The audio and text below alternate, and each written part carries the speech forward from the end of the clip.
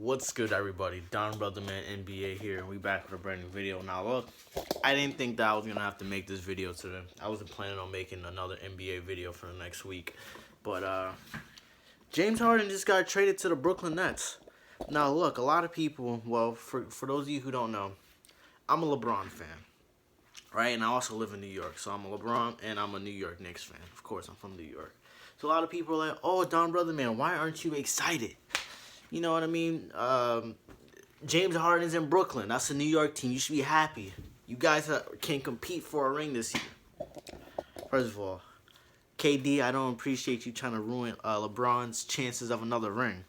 But look, I'm gonna give you guys my opinion on James Harden going to the Nets. Let's start with the Houston Rockets. The Houston Rockets, bad trade. Bad trade. I don't think you got enough back. They got 4 picks, one of them being from Cleveland, and they got Caris LeVert in the deal. Caris LeVert, he's 26 years old. He's not gonna get that much better. He's pretty much a poor man, Shea Gilgeous-Alexander. But like I said, he's 26. He's already in his prime. He's a borderline all-star caliber player if you put him in the right system. Right? Which is not even worth it. James Harden is a franchise superstar player. But they get Caris LeVert in 4 picks. And then they flip LeVert for Oladipo, which is it's much better. But with Oladipo's contract situation, don't quote me, but I think Oladipo only has 1 year on his deal. So Houston kind of gave, I don't know, Houston took it out. I expected Houston to get Kyrie because the reports were, we need Kyrie Irving. If we're going to trade James Harden, we need Kyrie Irving in the deal. We need a superstar player. But you pretty much got back for James Harden and Oladipo in 4 picks, which is not enough. Shaking my head, Houston. Cleveland, they were a part of the third-party team. They got Jared Allen. He's younger than LeVert. Don't quote me, but I think he's like 23, 24. Cavs, they already have Drummond. They already traded for JaVale McGee. I'm not too sure if they got a pick back, but they do have Allen. And you already have Drummond, but I guess Allen, he's young. He's for the future. Allen's cool. You know, his last couple games, he really has been performing to how he should be. So, Cavs, okay, I'll give you a thumbs up. He's young, so you can trade Drummond, Kevin Love. You can do whatever. You get a young talent back. Indiana, I'm not too sure if the Indiana Pacers, if they got any picks, but they pretty much just flipped Victor Oladipo for Caris LeVert. Now,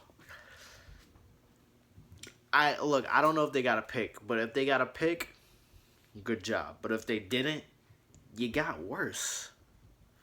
You got worse. So I don't know if Indiana's saying, all right, we got Caris LeVert, we're playing for the future. They're, of course, going to compete because I believe as of right now, they're like the 3rd or 4th seed in the East, and they're doing pretty well.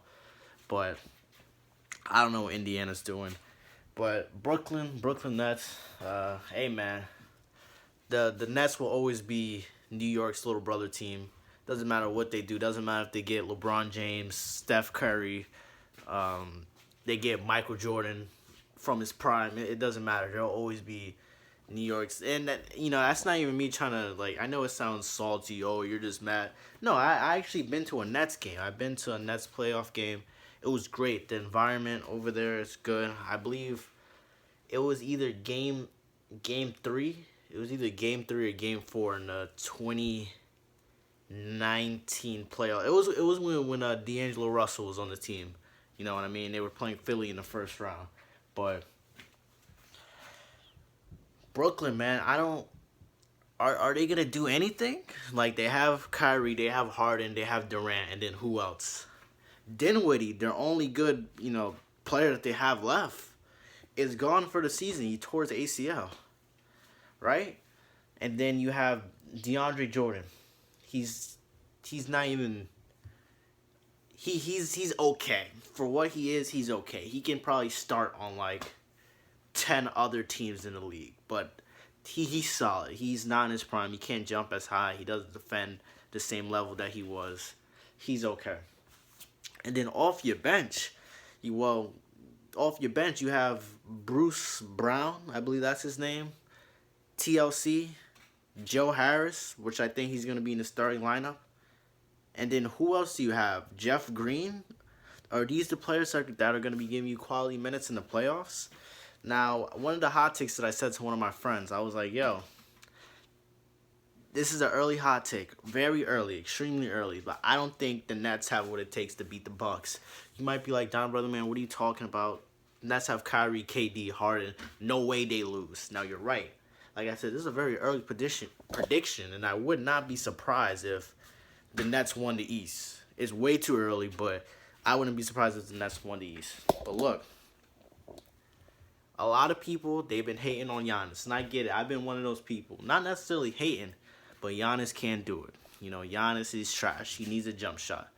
But the teams that exposed him in the playoffs were the 2019 Raptors and the 2020 Miami Heat. What did those teams have? They had players that were able to build a wall. The Raptors, they had Lowry, which is a great defender. Van Vliet, great defender. They had Kawhi Leonard. They have Serge Ibaka. They had Marc Gasol. They had Pascal Siakam. All four great post and perimeter big players. I'm pretty sure Anunoby didn't play. Hey, man, that team was a while ago. But if they had Anunoby, long, good defender. But like I said, great defenders to build a wall, right? The 2019 Miami Heat, they had a long Derrick Jones Jr. They had Bam Adebayo, Jimmy Butler, Andre Iguodala. All players that are in. They had Jay Crowder too. All players that can build a wall. And what do the Nets have? Who's going to build the wall for the Nets that's going to stop Giannis? An old DeAndre Jordan, Joe Harris, Bruce Brown, TLC, maybe Kevin Durant if they're playing him at power forward. That's food. That's food for Giannis. He's going to eat the Nets. But like I said, the Nets have a lot of firepower. I'm pretty sure if you go back like 5 years ago, 4 years ago, they probably said the same thing about Golden State. Oh, they got too many options. There's only one ball. And then look how Golden State turned out. But this is a little different. You know how Kyrie gets. You know how James Harden can get. You know how Kevin Durant gets. So team chemistry, that's going to be a problem. And Kyrie Irving, a while ago, he wanted to be the first option. Remember when he left Cleveland, he wanted to be the first option. He wanted to be the man. Then he failed at that when he went to Boston. Then he teamed up with KD, thinking he's going to be the second option. And then now he's the third option, the clear third option behind James Harden. How does he feel about all of this? Maybe he doesn't care. I don't know. But I think that's all I really have to say. Houston, L, you didn't get Kyrie back in the trade.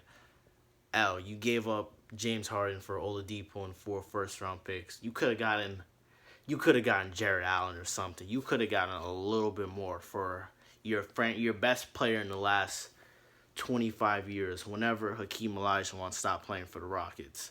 But I think that's the Nets. They might win it all. Who knows? LeBron, hey, man. Come on. LeBron needs his rings, man. Come on. He needs his rings, KD. You need to stop. You got your rings. Relax. But anyway, you guys, thanks for watching. Be sure to like, subscribe, and definitely leave a comment. My name is Don Brotherman NBA, and I'm out. Peace.